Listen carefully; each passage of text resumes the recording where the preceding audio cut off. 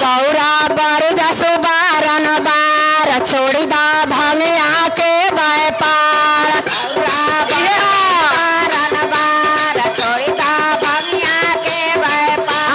गौरा बर जसु बारन बार छोड़ी दा भंगिया के व्यापार। गौरा बर के बार छोड़ी दा भंगिया के व्यापार। तो भंगिया पीसत हो भंगिया पीसत हथवा लाल लाल बा कमर में मिर्गा चाल बान। भंगिया पीसत हथवा लाल लाल बा कमर मिर्गा। तो भंगिया पीसत हो भंगिया पीसत हथवा लाल लाल बा कमर में मिर्गा चाल बान। भंगिया पीसत हो भंगिया पीसत हथवा लाल लाल बा कमर जय भोला जी चाल बान। आता हमरा शिव गुरु के हो हमरा शिव गुरु के माही माया पारबा कमर में मिर्गा चाल बान। शिव गुरु के हो हमरा शिव गुरु के माही माया पारबा कमर में मिर्गा चाल बान। और कैसे कहत रे गौरा माता।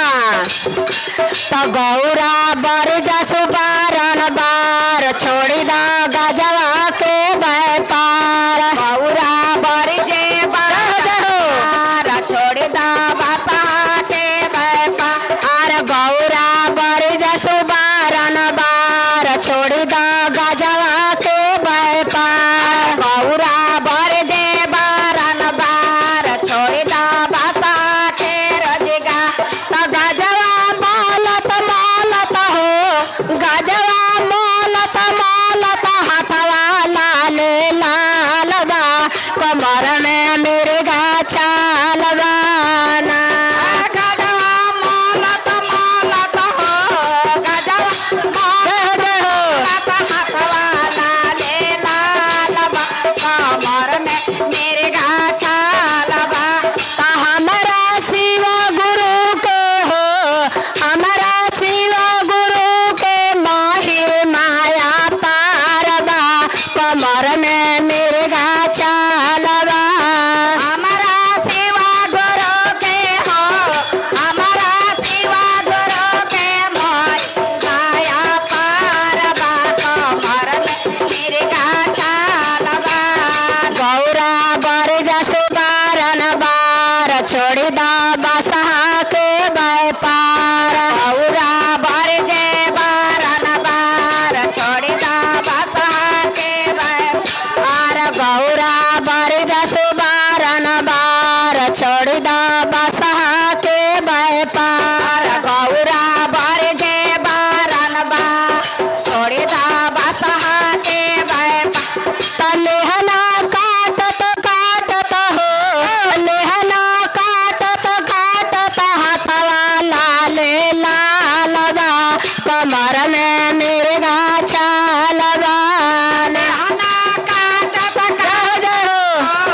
लेहना काटत हथवा लाल लाल बा कमर में मिर्गा चाल बान। लेहना काटत हो लेहना काटत हथवा लाल लाल बा कमर में मिर्गा चाल बा।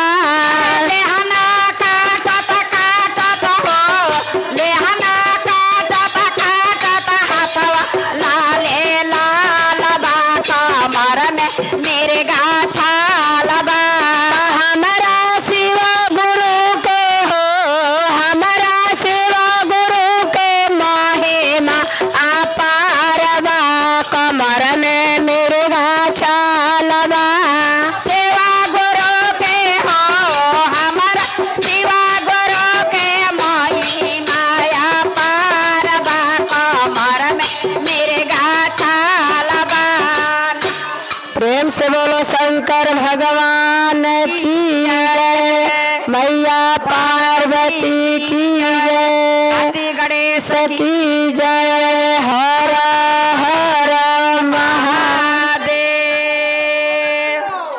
देश रही है गुरबहिना जो हमार बात के ध्यान होई तो तनी सुनब जा। देखिए जितना गुरबहिना आइल गलो देव बड़ी कायदे से घरे रहलन, ओइ से सिखा के भेजल हां। देखिए कायदे से मंदिरा में जाके बैठी है। जितना है हमार गुरबहिना वालों सब जानी लोग के पतिदेव सिखा के भेजल हलो। एकदम कहल हलो कि चर्चा में जई हलो तो कोनो हल्ला गुला मत करी हलो, बहुत चैन से बैठी हलो। हाँ, बस 3 घंटा मजा लेवे के बा, ओकरा बाद से तो अपना अपना घरे जाके वही दुख में लागे के बा। एतनो से तो गुरुजी से दर्शन हो जाओ तब का। लेकिन इनकर पतिदेव लोग के कैसे कह के भेजल हां, कह के भेजता रहन। कहलन कि बड़ा हिसाब से जई हलो। एकदम कहला हां कैसे आरे चर्चा में जात बाड़ू धनिया हो। कैसे ए गुरबहिना अभी हम बोतिया उहे बोलत हई लेकिन बतिया उहे बा।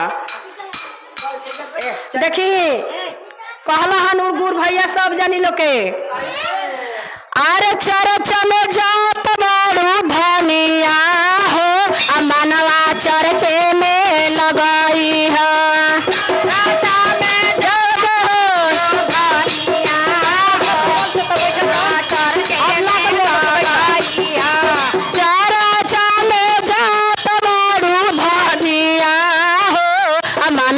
चर्चे में लगाई है।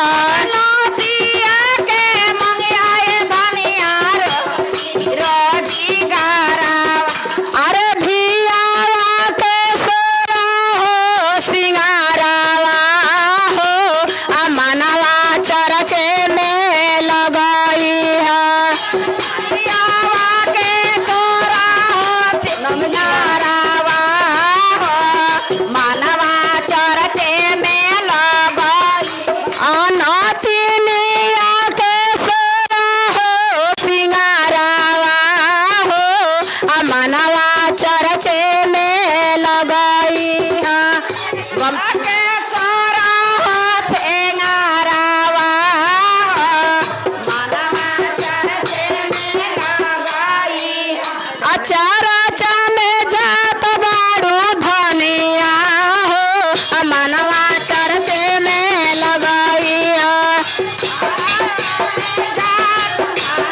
हरावा मनवा चर्चे में लगई। प्रेम से बोलो शंकर भगवान की जय, मैया पार्वती की